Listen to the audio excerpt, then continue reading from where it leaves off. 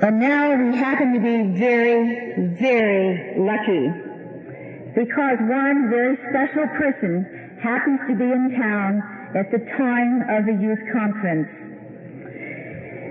When Abdu'l-Baha said, "Look at me, follow me, be as I am.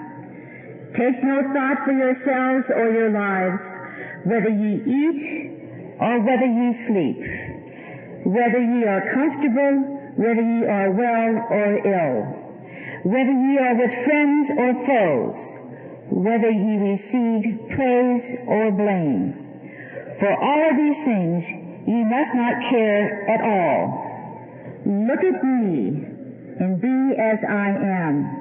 Ye must die to yourselves and to the world, so that ye may be born again and enter the kingdom of heaven. Behold a candle, how it gives its light. It weeps its life away, drop by drop, in order to give forth its flame of light." If there is ever an example of a Baha'i who has been obedient to these words of Abdu'l-Baha, it is our next guest. He had an acting career which he left to go pioneering in Latin America. When appointed a counselor, he went to Haifa, where he has been for the last 15 years. He is here with his beautiful wife, Marilyn, and his son, Sutherland. He is one of our newest members of our Universal House of Justice. And let me take you back to Haifa just a few weeks ago. All the elections of the Universal House of Justice are very exciting. But this one was especially exciting because two members of the House of Justice had been given permission to resign. And so when we got down to the eighth name, there was great excitement in the room.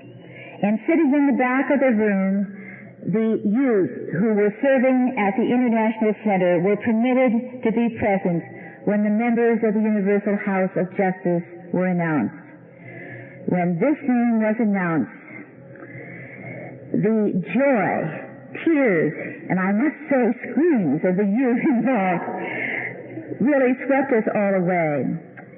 It is a great pleasure and with great humility that I present to you one of God's greatest servants, Mr. Hooper Dunbar, new member of the House of Justice.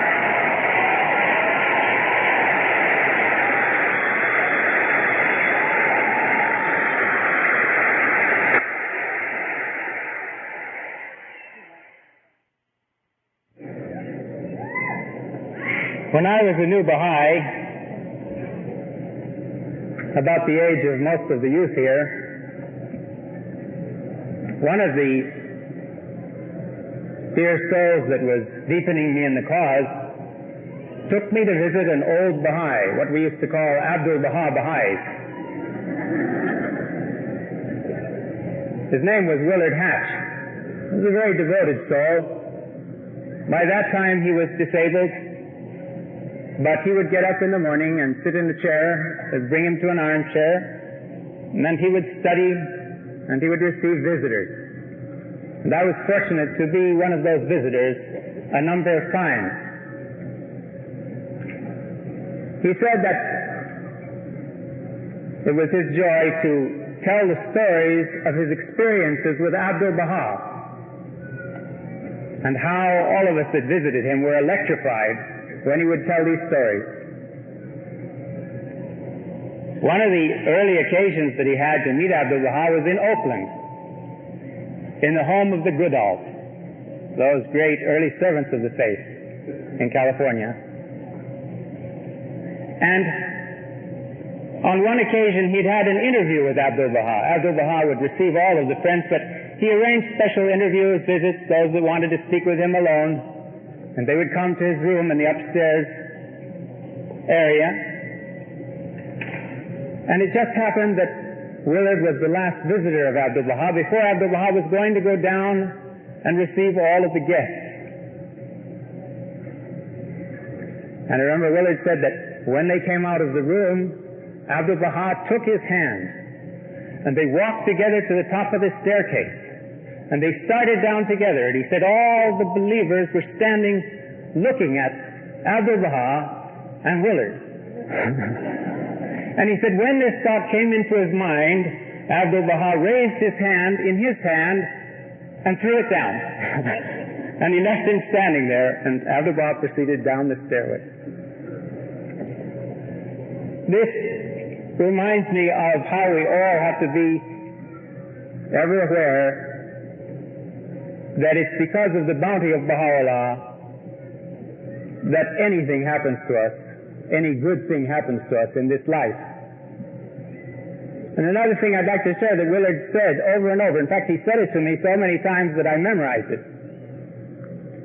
He said that if it were not for the favors, this is a quotation from Abdu'l-Baha that he'd heard, and it's printed in the Star of the West.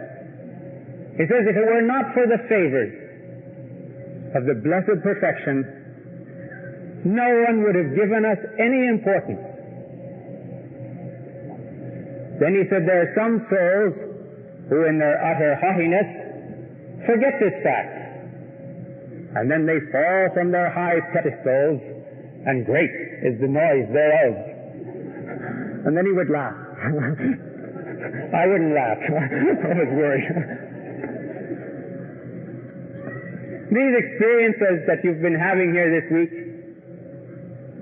hearing from both the youth and the older youth, we older youth, because you'll find out as you grow older that you never stop feeling that you're a youth. You just notice things changes in the mirror when you're shaving in the morning and things like that. These shared experiences help to enrich our lives and help to orient us towards the goal and true purposes of existence. In 1958, I attended a conference that wasn't this big, but was a turning point in my own experience. It was held in Chicago, and there were some sessions, special prayer sessions, devotional sessions held in the house of worship. And I remember sitting there watching all the people, so many pioneers and servants that had come from different parts of the world to that gathering, and hearing a line from a tablet of Baha'u'llah, where he says in that tablet, "Thy day of service is now come." And that line somehow electrified my whole being, and it frightened me a little also, because I realized in that realization that really today is the day that we should begin serving.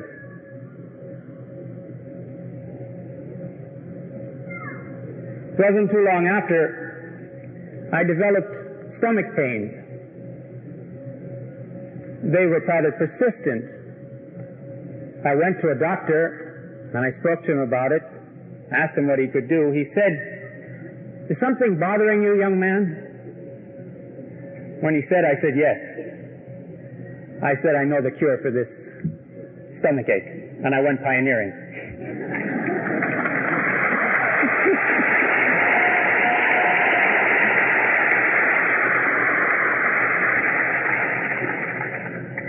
And like so many other of the friends who've gone out, I had a life of adventures. Things that I never imagined that I would be called upon to do, experiences, visiting peoples in so many remote places of this hemisphere, and having the joy of seeing them respond to the call of Baha'u'llah in the purity of their being. What power, what wonderment there is to be able to transmit some of this light of Baha'u'llah to a new heart.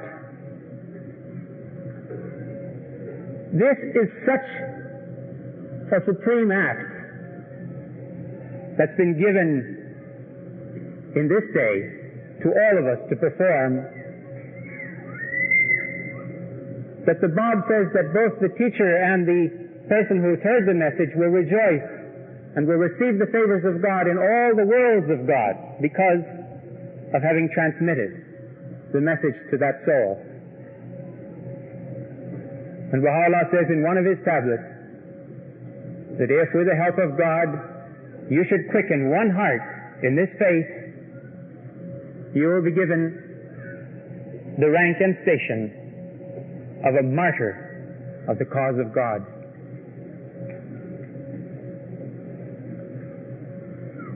I don't know why it is that we deserve these favors. We could all ask ourselves how it is that we came into existence at this particular time in the creation of the world. We've heard the speakers, we've heard the references, you know the teachings yourselves. 6,000 years of preparation for this day, a whole series of divine revelators, successive dispensations, lauding and announcing the future day of God. And then the moment arrived just a little over a century ago, when the Bab made his appearance and the creative energies stored up from all eternity for this time were poured out upon humanity. Energies which Shoghi Effendi tells us have instilled into mankind the capacity to reach maturity, to come out of childhood and out of adolescence into the full magnitude of adult life, to reach the full potentialities of the spiritual goals and purposes for which we are told God has created all of us. And at this time, at this moment, we have a chance to become part of this new race of men that this revelation is raising up. Our arms, our hands, our hearts are overflowing with undeserved bounties. Abdu'l-Baha says in one of his tablets that if we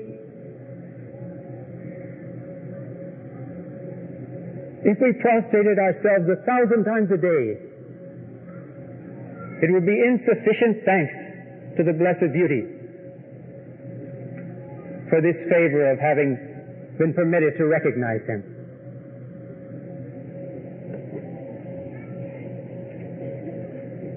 These thoughts that we've been thinking, these hopes which we've been expressing during the days of this conference, are the most serious and sober ones, no doubt, on the face of the planet. And much depends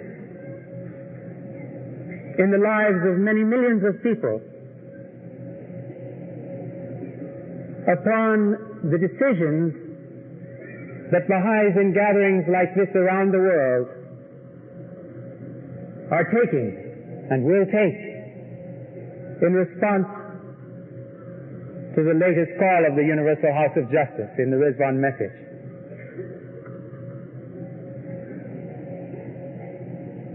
They have told us that we now need to place teaching at the forefront of our thoughts.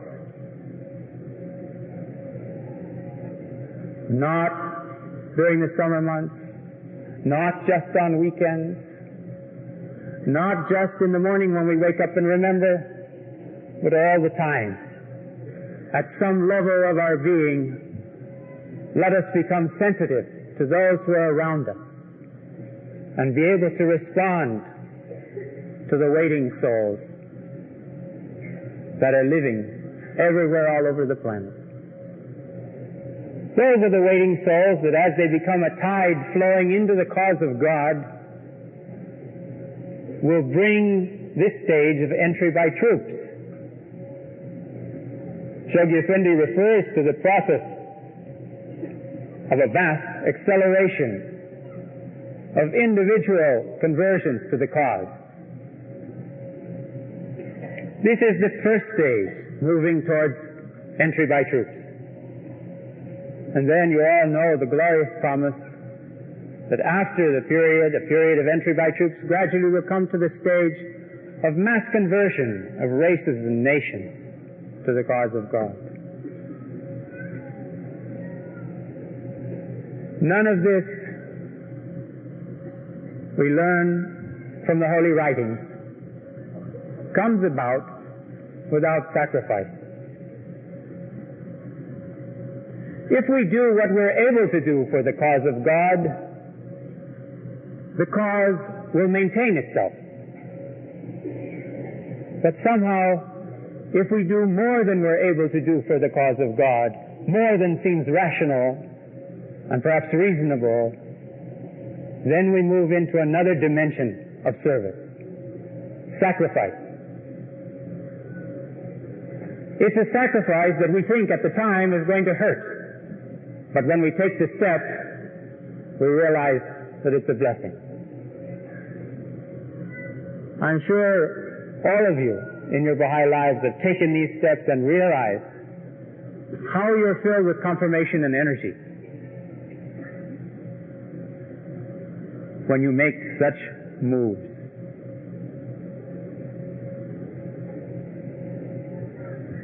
We only live once. We're only young once. If this isn't the day of service, what day will it be?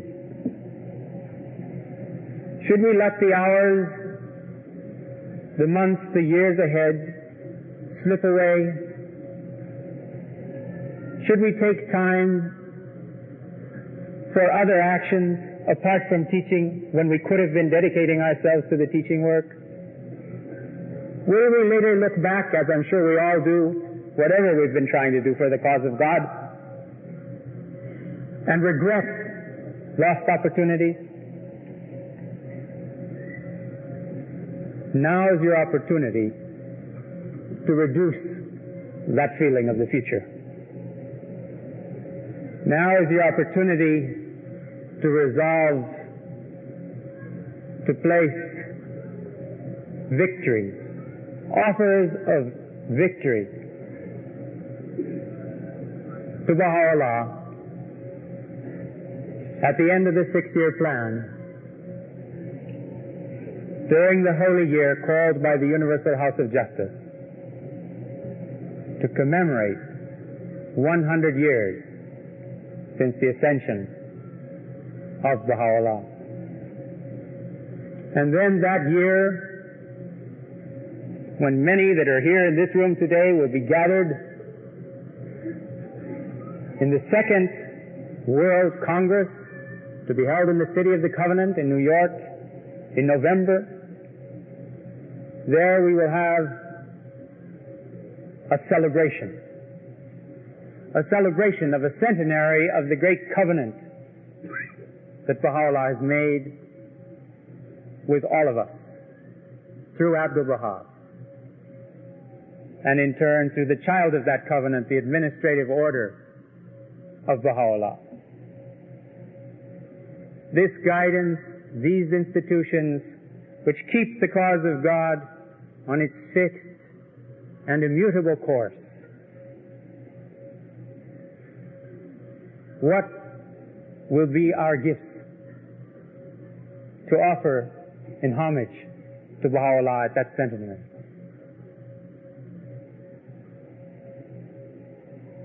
Much of what we'll be able to do, it seems to me, depends on an increase in the quality of our inner lives. The House of Justice has pointed this out to the youth in the past.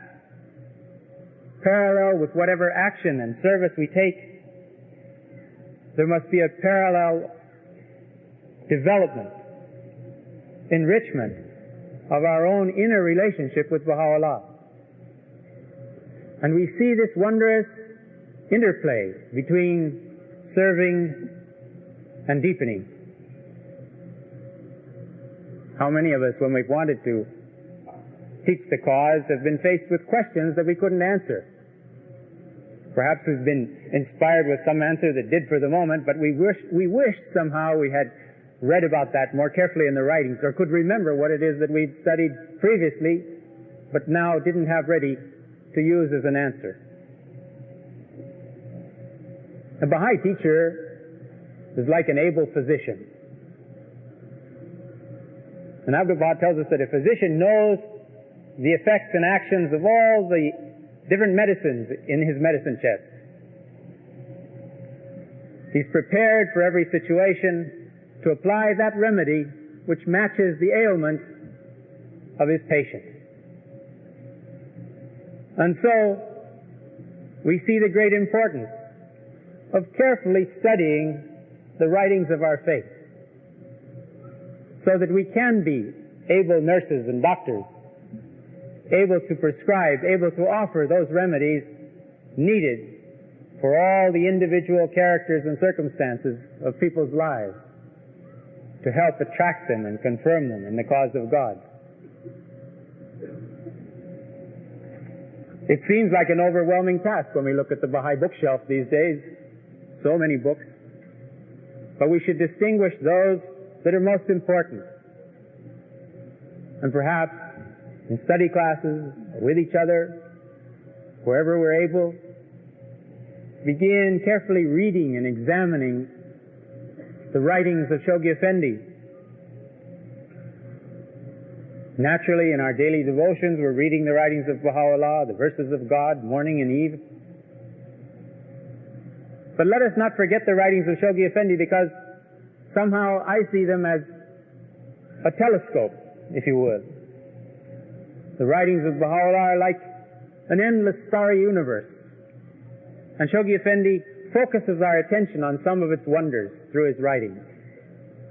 He brings into relief certain essential verities of the cause that we need to know, which he says, having gained knowledge of those verities, we will be animated and energized in new ways. They will become part of our inner being. The energies will crystallize into ideals, into inspiration within our souls. And then they will refract the light of the Holy Spirit into the hearts of others. When you read the compilation that the Universal House of Justice had prepared on deepening, you'll see that Shoghi Effendi calls upon us to read the holy writings. And then he calls upon us to reread the holy writings. And then he calls upon us to ponder and digest and assimilate the writings of the cause. And he goes beyond that for certain books. He says if we want to be competent teachers of the faith, we should master the contents of the Book of Certitude and some answered questions. 2 major volumes that all the teachers of the cause need to know about. And then, do you remember, he goes even beyond that. And he says to memorize certain characteristic passages so that in our teaching work we will be able to reflect the writings in their pure form. And citing some of the verses of the text will assist us to penetrate into hearts that seem otherwise closed to our influence. And in the process of this study, we should catch fire.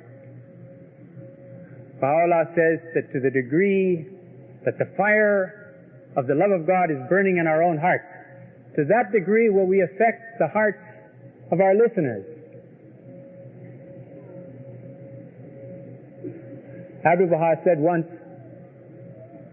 if one tree in a forest is ablaze, how can the other trees resist?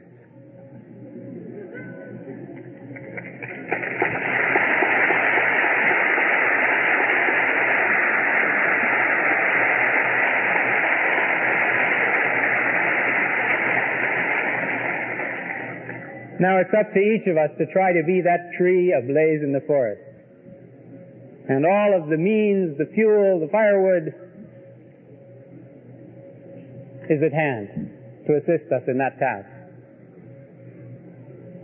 And beyond that, You have the keen interest and support of the Universal House of Justice in everything you do, as expressed in the messages that have been sent out over the past 4 or 5 years, with so many references to youth. I'm just newly acting in the Universal House of Justice, but serving in the International Teaching Center, I read those messages, and I realized what an impact they were having on youth around the world. You should gather those messages and study them if you haven't already done so. Perhaps some of you are new Baha'is and haven't seen them. They're charters for the lives of the young people in the cause of God. And when you've got such guidance, you want to avail yourselves of it. All of these are instruments to help direct us and to keep us alive. And beyond that, friends, I can tell you, the Universal House of Justice prays for you at the sacred thresholds of the holy shrines. And it stands alert, eager and anxious for news of what you're doing all around the planet.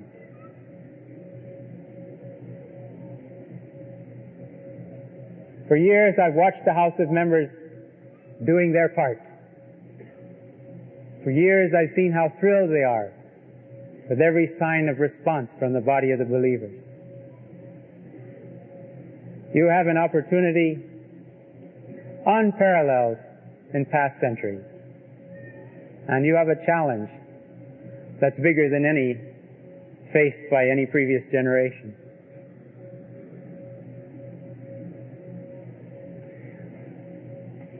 I'd like to mention something from a personal point of view. You realize, of course, I'm not here on behalf of the House of Justice. I'm traveling with my family, and it's our bounty to be here visiting in this conference. But I wanted to say, as a newcomer into that divine institution, I'd like to express the gratitude I feel in my heart for the love and acceptance of the other members of the Universal House of Justice to its new members. You know, at this same convention, Mr. Adib Taherzadeh was also elected to the Universal House of Justice. And one sensed immediately in the meetings that the members had a supreme reverence and respect for the 9 voices of that body. And that though they've had decades of experience, they listen to hear what might be the suggestion and voice of Baha'u'llah coming from each of their members, knowing that that inspiration flows from somewhere in that body and then intertwines, and through the interaction of the consultation, a decision of the Universal House of Justice is arrived at. The feeling of rightness when the decision is found is immediate and profound. I've been involved in the meetings now for 6 weeks before I left the Holy Land for this trip, and I never saw a vote. There's always unanimity. Everything is done in unity.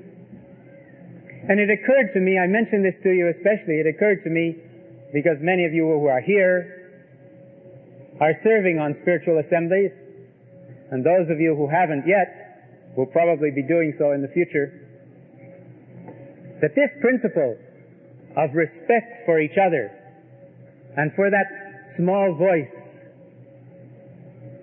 which may be the vehicle of Baha'u'llah's inspiration in our consultative bodies, is one that can apply at the national and local levels as well.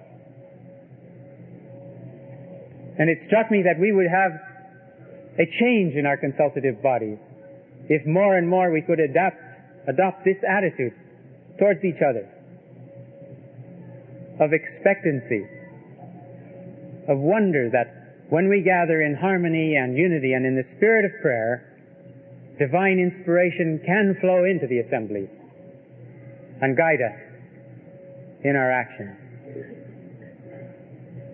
At the level of the Universal House of Justice, we have assurance of such guidance. And this is the great safeguard of the cause of God, and the means which will bring it to its sacred destiny. I appreciate the opportunity to have greeted you all.